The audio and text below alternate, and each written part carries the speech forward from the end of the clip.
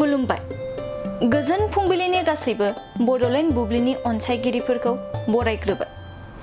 दिनै 5 फेब्रुआरि समबारनि फान्जामुथिखौ फरायथिनो लादों आं लिसा नार्जारिया।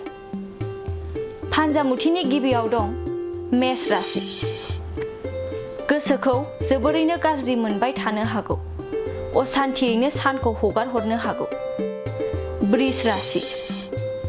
जायखिजाया खामानियाव गुबुननि मदद मोननो हागौ। साना गाहामैनो थांगोन। मिथुन राशि। थांखिया जाफुंसारनो हागौ।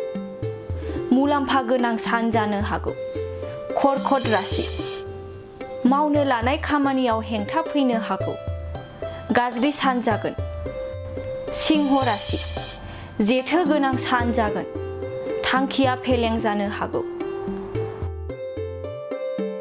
कन्या राशि। मोजां हाबा मावनो हागोन। बयनिबो थुलुंगानाय मोनगोन। तुला राशि। खैफोदाव गोग्लैनांनो हागौ। सांग्राङै थानाया गाहाम जागोन। वृश्चिक राशि। गोबाव समनिफ्रायनो नाजानाय मोजां फिथाइखौ मोनफुंनो हागौ। मोजां सान जागोन। धनु राशि। गावनि गोरोन्थियावनो माखौबा खहा खालामना लानो हागौ। गाज्रि सान। मकर राशि। खुसिनि सान जागोन। रंजा बाजायै समखौ हगार हरनो हागोन। कुम्भ राशि। आनजाद होयोब्ला उथ्रिसार जानो हागौ। मोजां सान जागोन। मीन राशि। गोरोन्थि हाबा मावफ्लांनो हागौ। बयजोंबो निन्दा होजानो हागौ। दिनै सानसेनि राशि फरायथिनायाबो एसेनोसै।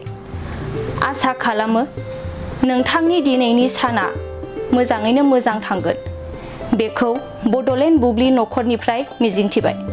दानिया फैदो नोंथांनि फान्जामुथिखौ बड'लेण्ड बुब्लिनि हेफाजाबजों मिथिना लानि। गोजोन्थों।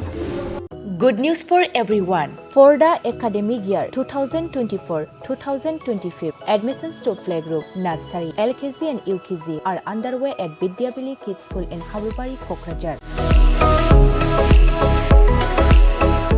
This Vidyavili Kids School has many facilities for students like smart class and daycare. Indoor, outdoor game, art and craft workshop, playful learning. Environment and dance room, modern teaching aids, audio visual room. Good teachers, student one-on-one training on one language and speech development. Experienced teachers, green knowledge. Why are you waiting for the admission? Call 6900 304050 for more details.